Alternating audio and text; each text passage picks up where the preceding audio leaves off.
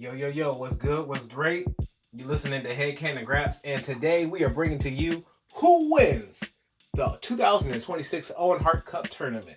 We're going to take the time to look at the women's bracket as well as the men's bracket and talk about the most interesting stories and some of the history of these matchups coming up. And then we're going to talk about who's going to make it to Forbidden Door, to the final, and who makes it to All in London for the championship. Before we get to that, though, check out John Cena Win or Lose, where I break down a better retirement year than WWE does for you and give you two different options. I give you also a red pill and a blue pill option for what comes from this new day. So check out that video. I talk about Cody's bad month, as well as It's Been Him, Oos, as well as my personal favorite video on the channel, How Naomi Got Her Groove Back. So check out those and more. But you hear those sounds, you hear those beats in the background? That's my man, my friend, Blaaqgold. So shouts out to the artist, Detroit's own. Give his Kip and LaFonda EP a follow, as well as check him out on Bandcamp, SoundCloud, and Instagram. You'll hear a couple of his tracks throughout this video and more on the channel. But where have I been at? I've been on the Nefarious Media Network, baby. I've been on the NWA podcast as well on Post Wrestling. And a part of Nefarious, we have Ring Theory that we're going to start to bring more of that content over onto here on Head Cannon Graps. So check out for some of that and more. Here's a short clip of some of the stuff we've done on that channel.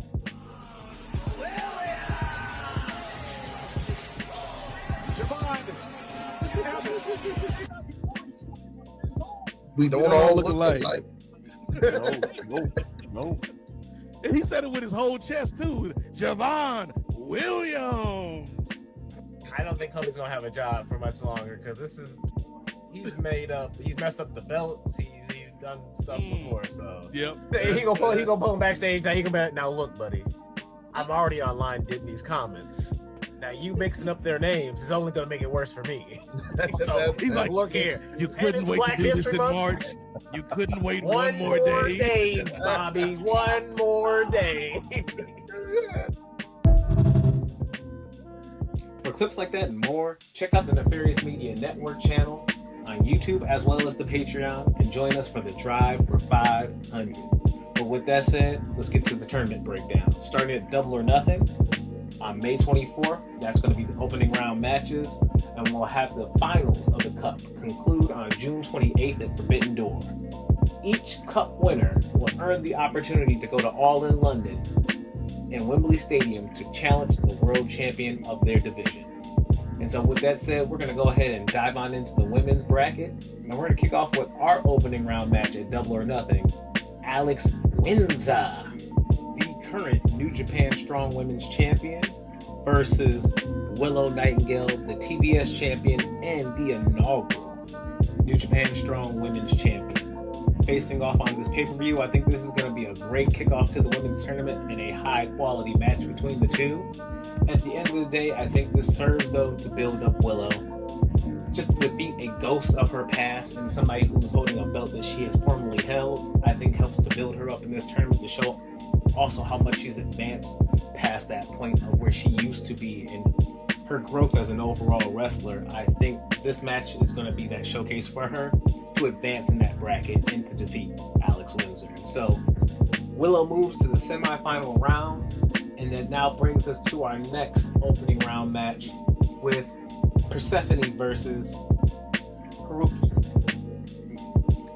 Now, I'm not the most familiar with Haruki, considering the fact I've only seen some of her matches with Mone and some highlights of her, but outside of that, I think this is Persephone's time. She's a dark horse in this tournament and a potential winner, and so to me, this is to help build her up, but to showcase her on a higher level, and I would love to see this match on a Dynamite to give her that TV space and time. Not a Collision, not an ROH, nowhere else, strictly on a Dynamite. So hopefully we see that, and I see Persephone moving forward in the tournament because she's got a dual contract with AEW and CMLL, and I think this is the year for her to become a higher and bigger talent than she was before. So let's see to her rise in this tournament. But now that takes us to the next opening round match, which is Mina Shirakawa versus Athena, ROH Women's World Champion. And I love Mina. Everybody loves Mina. But this ain't Mina time. And that's just the brass tacks of it. Mina is going to be losing in this tournament. Athena has to advance, and I'm on a campaign to see Athena be freed from ROH. She can keep the belt, but she needs to be a true fixture on Dynamite in the Women's World Division. It feels as if she is like a bit player in that division and a beatable person, but on ROH, she's this goddess that cannot be stopped. And so I need a reflection of that booking on that main roster of AEW. And so I want to see that through this tournament. Got Athena advancing. That brings me to Sky Blue and Saray. She'll be a great match, but hey, let's keep it a buck, everybody. Sky Blue ain't advancing in this tournament. Sisters of Sin. It would be weird for her to have to face Tekla at the end of this tournament, and I don't think this is sort of they're trying to build, so I got Saray for the win, y'all. But that now we've cleaned up the entire opening round, and we are now moving on to the semifinals. The first semifinal match being Saray versus Athena. This might actually be, in my opinion, the top quality wrestling match in the women's tournament, period. I think these two, if healthy and given the time and opportunity, will put on a showcase that we will highly enjoy. With that said, sadly, Saray will not be making it to the finals. I cannot have my girl Athena stop.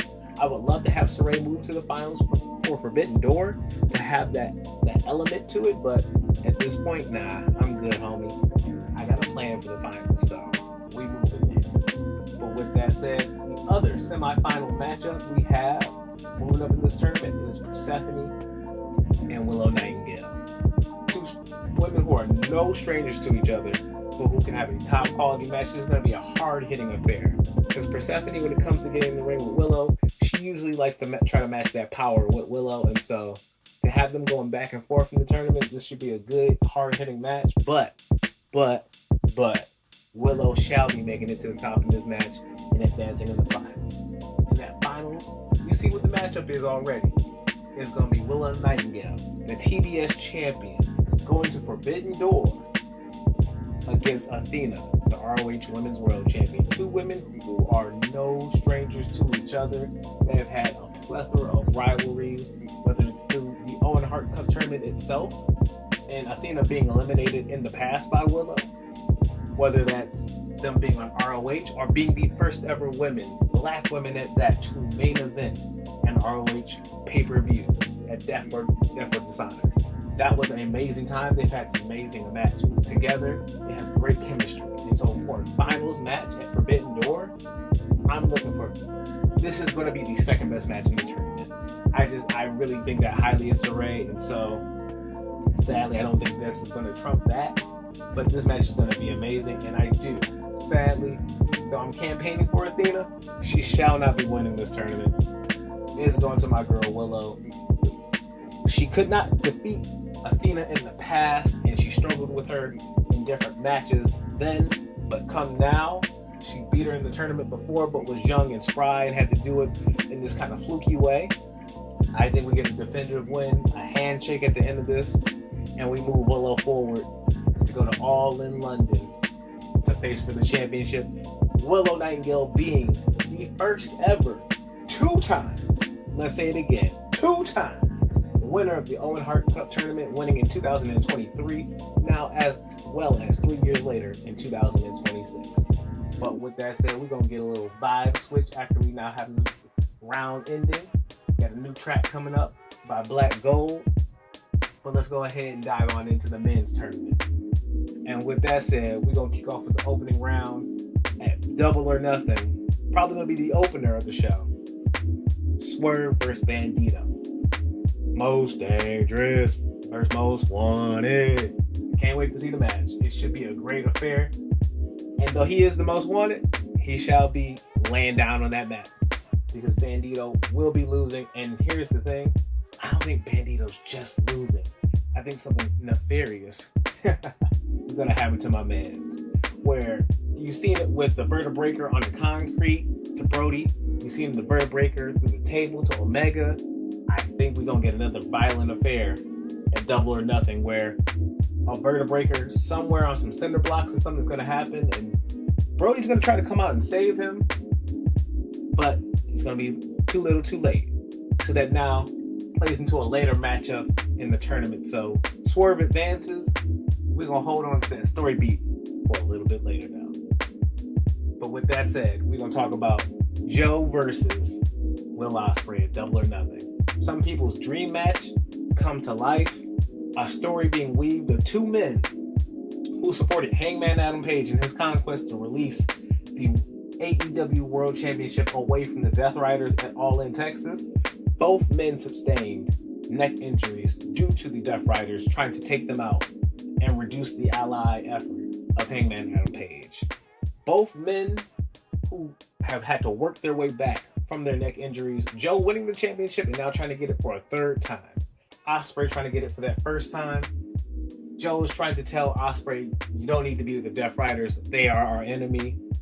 While Will is trying to learn from his enemy. And I think due to that knowledge and that information from his enemy, the way Will moves through this tournament is going to be different. And someone like a Samoa Joe, though thinking he has the mental upper hand, will end up losing in that opening round and losing to Will Ospreay. So Ospreay advances forward to the semifinal round of the tournament. And following Joe and Will, that takes us to our next opening match, which is going to be Claudio Castagnoli against Brody King.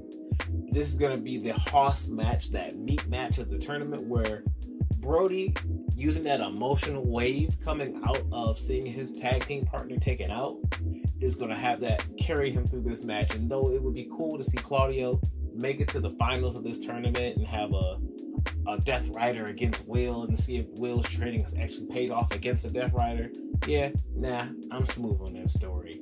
I like the Brody King story moving forward with him trying to get revenge for Bandito. And so I see Brody King moving forward to the semifinal round, getting his opportunity to take on Swerve Strickland in the future.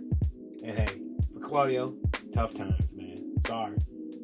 But now that takes us to our next and last opening match, Mark Davis versus Jungle Jack Perry. But with that said, Jungle Jack, he ain't that. I know he got one up at Dynasty, and Mark was able to get the next win. I just don't see a win in Jack Perry's future. I don't see that being the story, and I think there's a way, way stronger story with Mark Davis moving forward in this tournament. So Mark Davis scratches that win, moves forward into Series 2 and 1 against Jack Perry, and advances in the tournament, closing us out and now moving us to the semifinal round, where I think one of the most pivotal stories of the tournament is going to be Mark Davis versus Will Ospreay. The two Aussie Open United Empire boys reunited again. Will's ghost of his past having to now face him. He had to deal with this when it came to the proto-star, Kyle Fletcher, and now Kyle Fletcher's tag team partner, Mark Davis, is now in Will's face to come after him. It's going to be a hard-hitting match. It's going to be a great affair. We've seen on Dynamite Mark Davis just be this great television wrestler. I think this is where we're going to get that match and where they're going to just peel off. And these two are going to go crazy and try to tell the best story for both of them, putting both not only Will over in the end, but Mark over as just a talent. But like I just said, Will is going over in this match. And so Will be advancing to the final round of the tournament, bringing us to the last semifinal round match. Brody King looking for revenge for his brother against Swerve Strickland, a man desperate for power.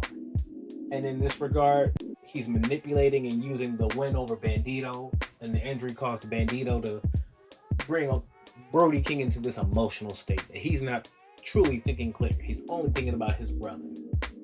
Due to that, I think Brody King will end up losing this tournament round match. And for a little side theory, due to that, I think Brody King is going to put his ire towards Bandito. Because I have now lost my tournament. I lost my AEW World Championship match. All because I was also trying to look out for my homeboy and my brother. But you ain't really looked out for me, Bandito. And so you know what? Give me a world title shot, or I'm about to turn on you to get what I need from you. And so I do see Brody King becoming the ROH World Champion later this year, but we'll get to that at a different time because we now have the finals of the Owen tournament. at Forbidden Door, Will Ospreay versus Swerve Strickland. Two men who are no strangers to each other at Forbidden Door itself, who main evented Forbidden Door previously for the World Championship. At this show, I see it main eventing again, and with that said, though I love my man Swerve Strickland, though I would love to see him get to that world title again, and I just hope and pray it comes this year, it's not, in my humble opinion. And so with that said, it's Will's time, obviously. And where Will was the little brother who didn't have that killer instinct before, Moxley has been able to give him that killer instinct and grow him to a point that now he can defeat a Swerve Strickland. He does have that knowledge base. He was able to put the emotions away with his good friend Mark Davis to defeat him. He was able to shut out the sound and the noise of a Samoa Joe to stop him and put him away. And now he's able to handle the dangerous antics and mind games of a Swerve Strickland to put him down and to also scratch an itch that Will has had for a while. Getting to the finals of multiple tournaments to only lose the final of last year's Owen, the final of the Continental. These tournaments, he keeps getting to that last point, a bridesmaid but never the bride. Well, hey, he finally gets his wedding day on August 30th at All In London, where he is going to go challenge for the World Championship. But before we get to that, let's talk about some of the things that are going to happen prior to All In London. Like a ball-headed MJF, because I have Darby Allin retaining at Double or Nothing and shaving MJF's head. I think he's a talent, and I think a talent can pull off a gimmick like this, and hey, CM Punk did it, and that's one of MJF's favorite wrestlers back in the day, so hey, I'm sure he can pull off the ball gimmick just like a Kurt Angle and everyone else before him. His hair will grow back, and I'm sure Tony Khan will front the bill if this can execute and land perfectly for him to get that hair back. So at the end of the day, that's going to happen. And I do believe if it's not at Forbidden Door, there will be a Kenny Omega Darby Allin match. And at the end of that match, I do believe Kenny Omega will be the one to defeat Darby Allin for the AEW World Championship and to go on to All In London with that championship. Even if a ball-headed MJF tries to dastardly get one more opportunity prior to All In London. But with that said, that means with Kenny Omega as the world champion, we are getting Kenny Omega versus Will Ospreay 3. A match that has happened multiple times in the past at Wrestle Kingdom for the US title and at Forbidden Door 2 in Toronto for the US title. Hey, that Toronto show, I can't complain because I was a man that was there live for that match, and that was, for a very long time, one of my top AEW matches, period.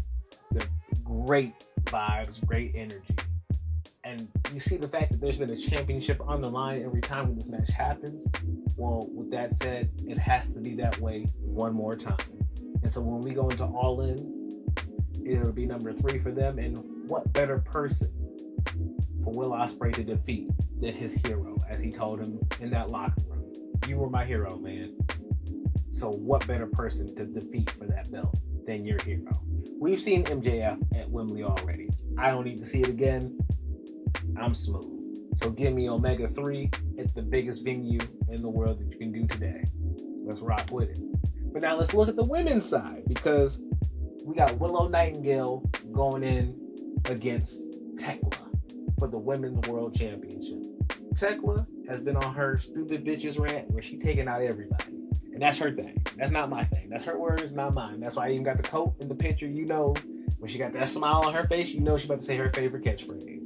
And so she's taking out all the super friends, if you will. A lot of Willow Nightingale's friends and compatriots that have been around the locker room.